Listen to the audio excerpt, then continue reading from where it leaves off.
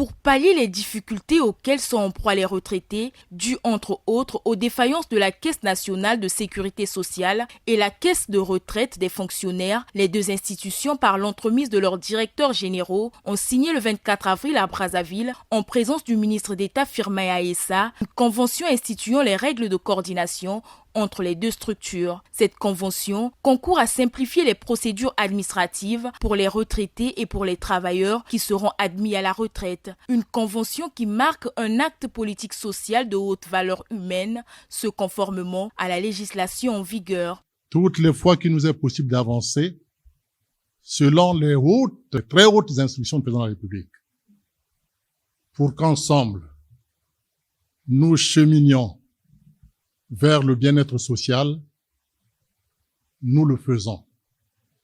J'allais dire sans atermoiement. Nous avons pris le temps qu'il fallait parce que nous n'avons pas voulu confondre vitesse et précipitation.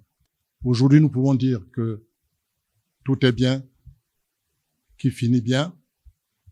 C'est un pas de plus vers l'accomplissement des ambitions sociales du président de la République.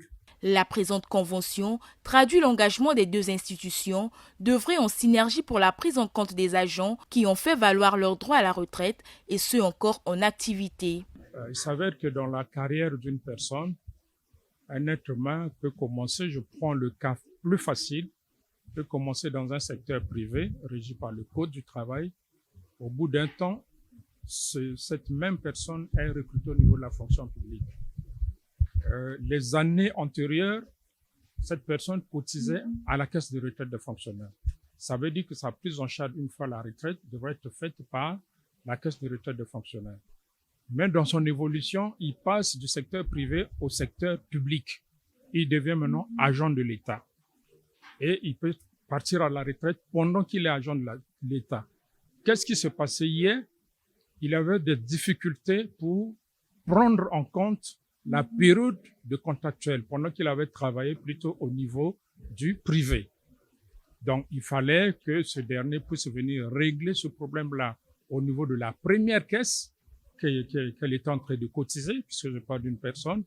Et c'était toujours pas facile parce que parfois on exigeait des sommes d'argent à ces retraités. Maintenant, le problème a été réglé par rapport à cette convention. La convention a été signée pour que les deux caisses puissent régler le problème à leur sein sans pourtant exiger un fonds supplémentaire à un pensionnaire qui est parti, qu'il ait commencé au niveau de la fonction publique ou qu'il ait commencé. Parce qu'il y en a évidemment qui sont fonctionnaires et puis trouvent mieux ailleurs au niveau du privé et quittent pour aller au niveau du privé. Donc maintenant le problème est réglé. Chaque caisse va traiter la partie qui la concerne et il y aura comme une fusion des deux périodes pour en faire une pension normale. Cette convention est fondée sur les articles 145, 153 et 165 de la loi numéro 004 du 25 février 1986 portant Code de sécurité sociale en République du Congo. Elle est aussi unifiée sur la base de l'article 2, alinéa 3 du décret numéro 84-892 du 12 octobre 1984 modifiant le régime des pensions des fonctionnaires et assimilés.